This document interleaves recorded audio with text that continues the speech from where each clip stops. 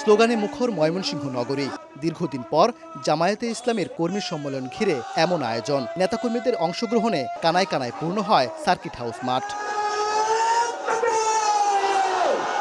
শুক্রবার দুপুরে সম্মেলনের প্রধান অতিথির বক্তব্য রাখেন দলটির আমির ডাক্তার শফিকুর রহমান। জনগণ সেবা না পেয়ে স্থানীয় সরকার ব্যবস্থা ভেঙে পড়ছে উল্লেখ করেন তিনি। ইসির সদিচ্ছা ও সক্ষমতা যাচাইয়ে দ্রুত স্থানীয় নির্বাচন দেওয়ার আহ্বান জানান তিনি। বলেন, বিশেষ কোনো দলকে সুবিধা দিলে মেনে নেবে না জনগণ। সেই নির্বাচনের আগে তারা জনগণ এখন সাফার করছে স্থানীয় সরকারের বিভিন্ন জায়গায় প্রতিনিধি না থাকার কারণে। স্থানীয় সরকার নির্বাচনটা দিন, আমরা দেখি আপনাদের সদিচ্ছা এবং সক্ষমতা কতটুকু।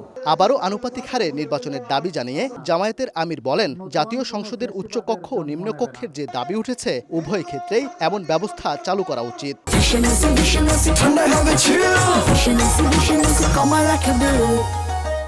মূল কর্তৃত্ব থাকবে নিম্নকক্ষের হাতে, সেইটা হবে বর্তমান পদ্ধতিতে। আর উচ্চকক্ষের প্রস্তাবনা করা হয়েছে পিআর সিস্টেমে।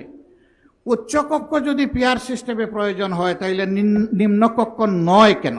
নারী সংস্কার কমিশনের সুপারিশে কিছু জায়গায় কুরআন ও সুন্নাহর খেলাপ করা হয়েছে দাবি করে তা বাতিলের আহ্বান জানান জামায়াতের আমির। কোনো বিশেষ দল গোষ্ঠীকে সুবিধা দেওয়ার কোনো ধরনের সুপারিশ আমরা মানব না। ওবায়দুল হক, সময় সংবাদ, ময়মনসিংহ।